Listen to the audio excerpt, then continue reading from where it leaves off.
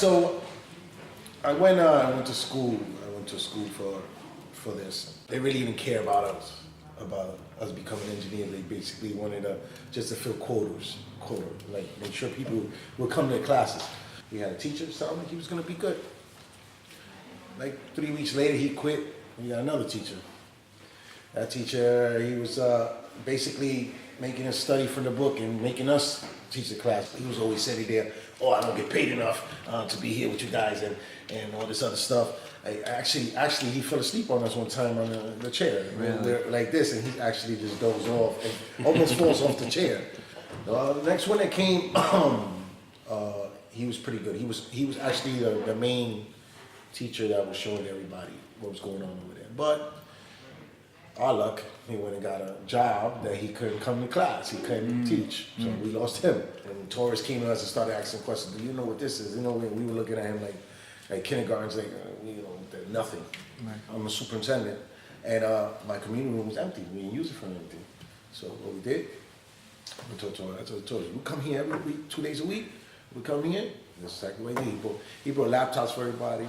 He put his equipment up. That's how we started streaming, right? And Facebook. We first started Facebook streaming live. So how long it took you? It took you 3 years? About 4 3 years. 3 years. 3 years to get my license. I had the same similar story. I actually was taking 2 classes a week, which was more tiring because you had to go after work. And when I joined the HVAC course, I didn't know much of what was going on. So basically it was EPA first. Mm-hmm. And then it was refrigeration 1 and 2. But I didn't know. I thought this course was going to be just, all right, we'll take 2 semesters and we're done.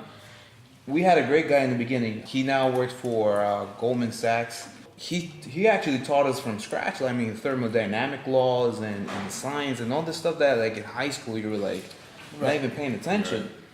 Right. He was there for a month, and then obviously Goldman Sachs gave him this great job, and so he left.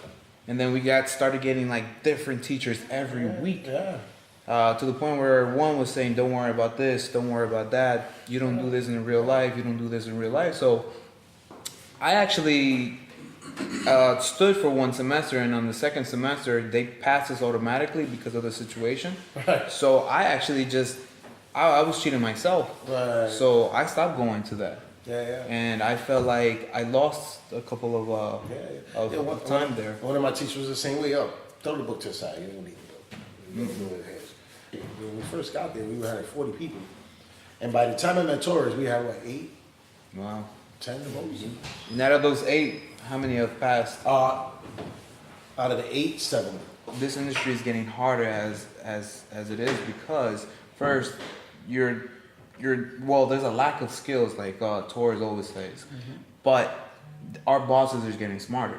My director of operations has the same engineering license. Wow. So if you're going down and sitting down to this individual thinking he's just a suit and a tie, and you're going to fool him or run circles around him, you're completely wrong. So it's become a little bit more harder out there because they're actually learning as far as we're learning. Right. And as far as me, like I have several years as a maintenance technician.